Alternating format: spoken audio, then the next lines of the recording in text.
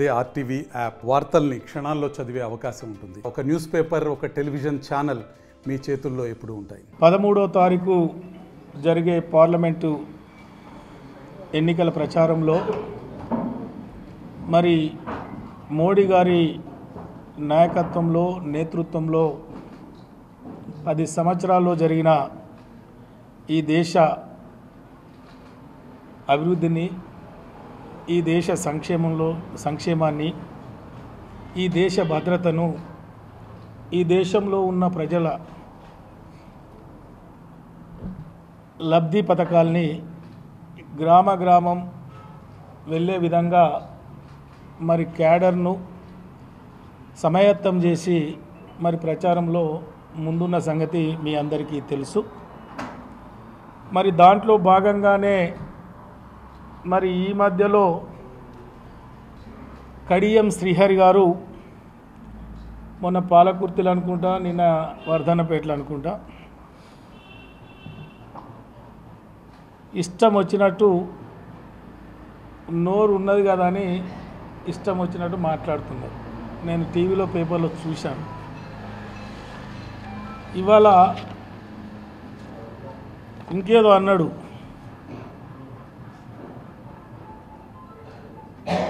చిన్న మెదడు చితికిపోయింది, ఏదో మాట్లాడు.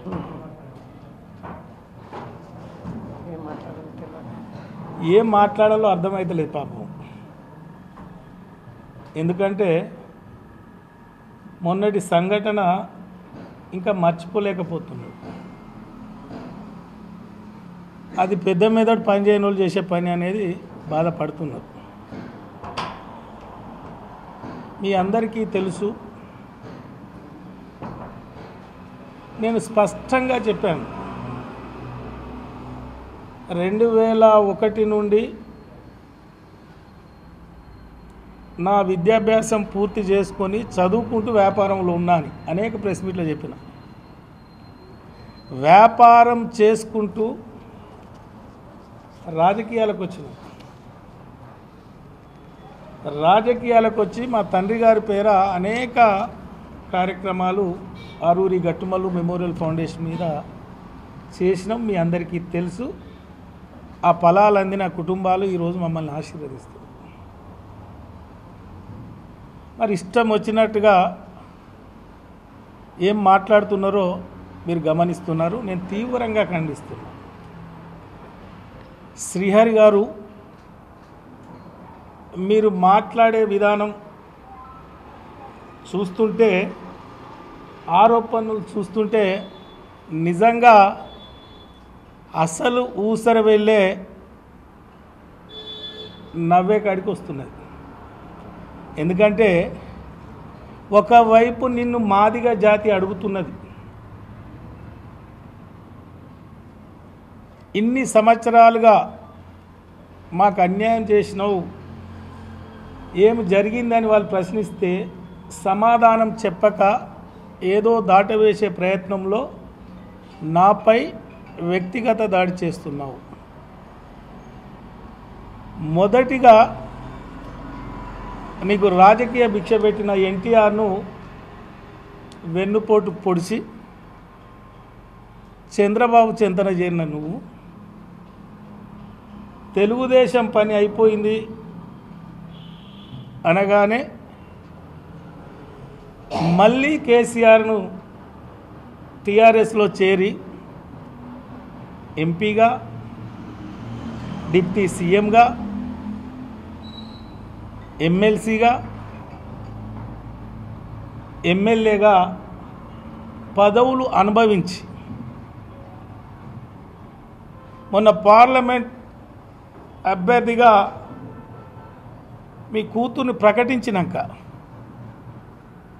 అన్ని విషయాలు మాట్లాడుకొని మరి రాత్రికి రాత్రే వెన్నుపోటు పొడిచి అధికార పక్షంలో కాంగ్రెస్లో చేరిన నువ్వు మరి ఎవరికి మెదడు ఖరాబ్ అయింది, ఏం జరుగుతుందో ఆలోచన చేసుకోవాలి. వర్ధన్నపేటలో ఏం అభివృద్ధి జరగలేదు, నేను బ్రహ్మాండంగా చేస్తా అని మాట్లాడుతున్నావు. నువ్వు మంత్రిగా ఉన్నప్పుడు వర్ధన్నపేట నియోజకవర్గ పర్యటనకు వచ్చినప్పుడు అనేక సందర్భాల్లో మీ ఎమ్మెల్యే గారు బాగా హుషారు, బ్రహ్మాండమైన నిధులు తీసుకొచ్చారు, కాలువల వెంట నీళ్లు తెచ్చిండు, మీకు మంచి ఎమ్మెల్యే దొరికిండు అని మాట్లాడిన మాటలు గుర్తుకు లేవా? రికార్డ్ లేదా? వర్ధన్నపేట నియోజకవర్గ ప్రజలకు తెలియదా? 10 సంవత్సరాలుగా ఈ నియోజకవర్గ అభివృద్ధి కోసం అహర్నిశలు కష్టపడి గౌరవ ముఖ్యమంత్రి గారి నుండి ప్రత్యేక నిధులు తీసుకొచ్చి అనేక అభివృద్ధి కార్యక్రమాలు చేసినాం. అవి కళ్ళ ముందు ఉన్నాయి, నువ్వు తిరిగితే కనిపిస్తాయి.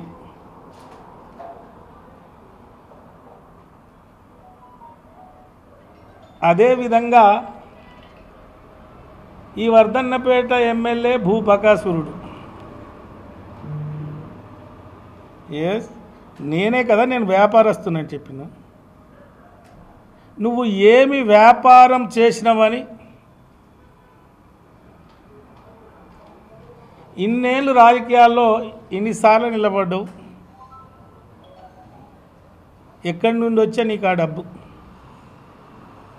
హైదరాబాద్లో మై హోమ్లో గ్రేడెడ్ కమ్యూనిటీలో ఇల్లేంటి? హనుమకొండలో ఇంద్రభవనం లాంటి ఇల్లేంటి?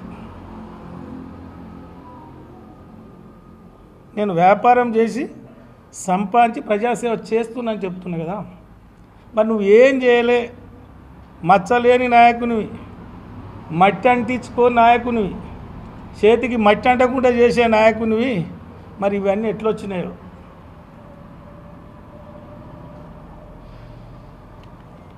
ఒక పెద్ద మనిషిగా నీకు గౌరవిస్తున్నాం. ఇష్టం వచ్చినట్టు మాట్లాడితే ఊరుకోము. మొన్ననే నిజ స్వరూపం ఏందో మొన్న నేను ఏదో ప్రెస్ మీట్లో చూసిన, జనగామ శాసనసభ్యులు పల్లా రాజేశ్వర రెడ్డి గారు మాట్లాడారు, మాజీ డిప్యూటీ సీఎం రాజయ్య గారు మాట్లాడిన చూసినాం. నువ్వేందో ప్రజలకు తెలుసు. ఎవరికి వాళ్ళు సర్టిఫికేట్ ఇచ్చుకుంటే కాదు. మేము నోరు విప్పక నువ్వు నోరు విప్పి ఓ ఈయన అది ఈయన ఇది అని మాట్లాడితే గౌరవం ఉంటుందని అనుకోకు. ఎవరినైనా చిన్నవాడినైనా పెద్దవాడినైనా గౌరవించడం మనిషి సాంప్రదాయం, సంస్కృతి. ఎవడన్నా ఎదిగితే నీకు నచ్చదు. ఈ జాతిలో ఎవడు ఎదగొద్దు, ఏం చెయ్యొద్దు.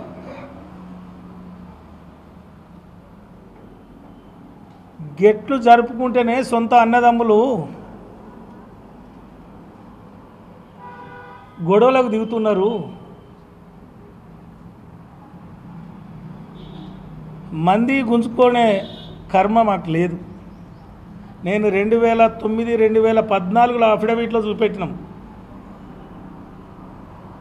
నా వ్యాపారం ఏందో, నా స్థిరాస్తి ఏందో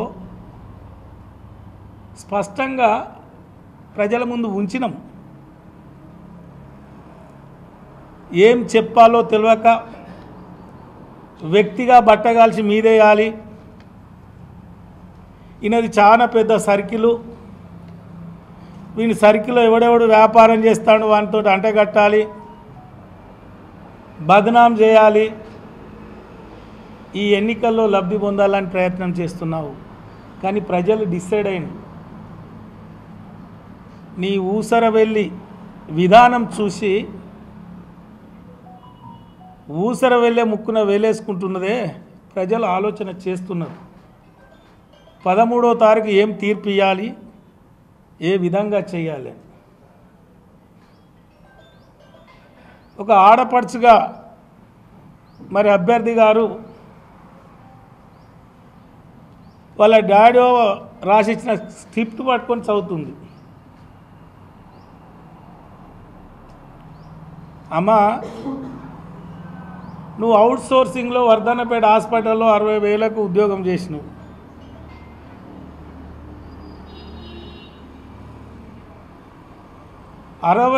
ఉద్యోగంలో కారు పిఏ ఏ విధంగా మెయింటైన్ చేసిళ్ళు మీరు ఆలోచన చేసుకోవాలి. వ్యక్తిగా ఒక వ్యక్తి గురించి మాట్లాడేటప్పుడు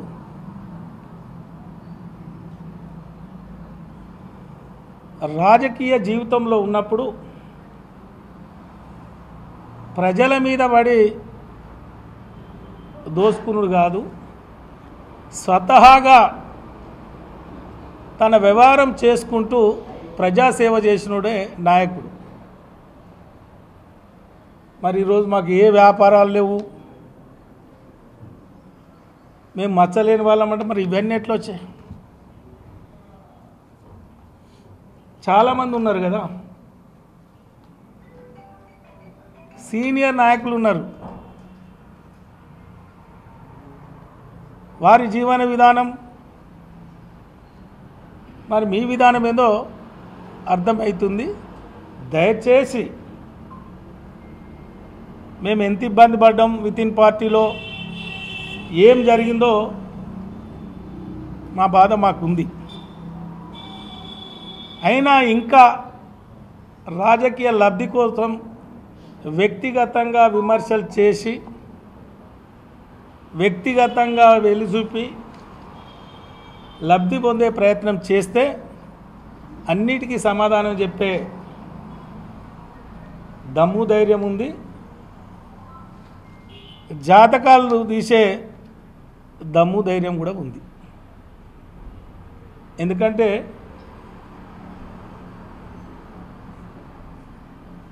గౌరవప్రదంగా రాజకీయాల్లో ఉన్నాం.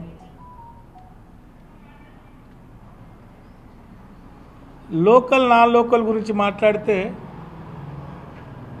దాన్ని తప్పుకోవడానికి, దాన్ని తిప్పికొట్టడానికి ఏదో మాట్లాడే ప్రయత్నం చేస్తున్నారు.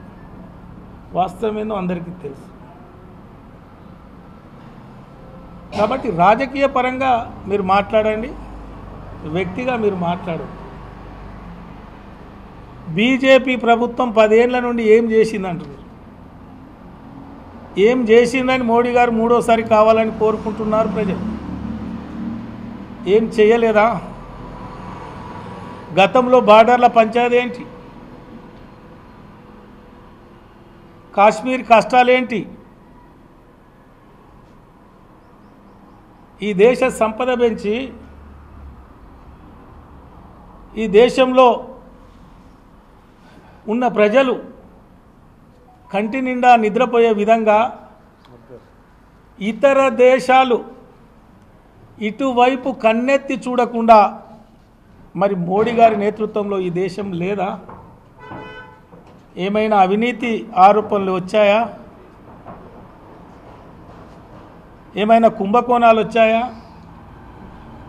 అది మోడీ గారి పాలన కనిపిస్తలేదా? ఏదో చెప్పి లబ్ధి పొందడానికి ప్రయత్నం చేస్తున్నారు. భారతీయ జనతా పార్టీ అధికారంలోకి వస్తే రాజ్యాంగాన్ని మారుస్తారని మోడీ గారు స్వయాన చెప్పారు. ఇప్పుడు అంబేద్కర్ గారు ఉన్నా ఆ రాజ్యాంగాన్ని మార్చలేము. ఆ రాజ్యాంగంలో పొందుపరిచిన అంశాలు ఈ దేశంలో ఉన్న అన్ని వర్గాల ప్రయోజనాల కోసం, ఈ దేశ భవిష్యత్ కోసం ఆ రోజు అనేక ఆలోచన చేసి రాజ్యాంగాన్ని రూపకల్పన చేశాడు మహానుభావుడు డాక్టర్ బిఆర్ అంబేద్కర్ అని చెప్పారు. ఏదో మాట్లాడాలి కాబట్టి మాట్లాడతాం, అభివృద్ధి కనపడతలేదా? మేమేందో ఇక్కడ మా పత్రికా మిత్రులకు తెలియదా? నేను మొన్న ప్రెస్ మీట్లో చెప్పాను, మొన్న జరిగిన ఎన్నికల్లో నేను 3వ సారి గెలిస్తే మంత్రికి పోటీ అని వెన్నుపోటు పొడిచిండు అని చెప్పాను. ఎస్, నిన్న నువ్వు మాట్లాడిన దానికి అది నిజమే అనిపిస్తుంది. నువ్వే గ్లోబల్ ప్రచారాలు చేసి బట్టగాల్చి మీదేసి ఏం ప్రయత్నాలు చేసినావు అది నిజమనిపి దానికి నువ్వే ఒప్పుకున్నావు. దయచేసి మా పత్రికా సోదరుల ద్వారా నేను ఒకటే హెచ్చరిస్తున్నా, రాజకీయాలు రాజకీయంగా మాట్లాడండి. వ్యక్తిగతంగా మాట్లాడితే ఊరుకునేది లేదు. ఇంకా చాలా డ్రామాలు చేయాలని చూస్తాను. ఈ అభ్యర్థి మీద ఇంకేదో చేయాలి, ల్యాండ్ పూలింగు తెలియదా నీకు? నువ్వు ఆ గవర్నమెంట్లో లేవా? ల్యాండ్ పూలింగ్ ఉందా? ల్యాండ్ పూలింగ్ స్వయాన గౌరవ సీఎం గారు ఆ రోజు చెప్పారు, ల్యాండ్ లేదు, పూలింగ్ లేదు. రమేష్పై నిలబడి గెలిచే దమ్ము లేక ఏదో డ్రామాలు చేస్తున్నారని చెప్పారు. ఉందా మరి ఇప్పుడు ల్యాండ్ పూలింగ్? నువ్వు ఉన్న గవర్నమెంటే కదా, ఇప్పుడు అధికార పార్టీలో ఉన్నావు కదా, ఉందా? అప్పటి వీడియోలు పెట్టి లేదా పేదోళ్ళ భూములు గుంజుకున్నారని చెప్తే ప్రజలు నమ్మడానికి ఇక్కడ సిద్ధంగా లేరు. ఈ నియోజకవర్గ ప్రజల ఆశీర్వాదంతో 2 పర్యాయాలు బ్రహ్మాండంగా సేవ చేసినాం, ప్రజల మధ్యలో ఉన్నాం, అభివృద్ధి ఫలాలు అందించినాం. మరిన్ని వీడియోస్ కోసం ఛానల్ ని సబ్స్క్రైబ్ చేయండి, లేటెస్ట్ అప్డేట్స్ కోసం వాట్సాప్ ఛానల్ ని ఫాలో చేయండి అండ్ లింక్ డిస్క్రిప్షన్ లో ఉంది.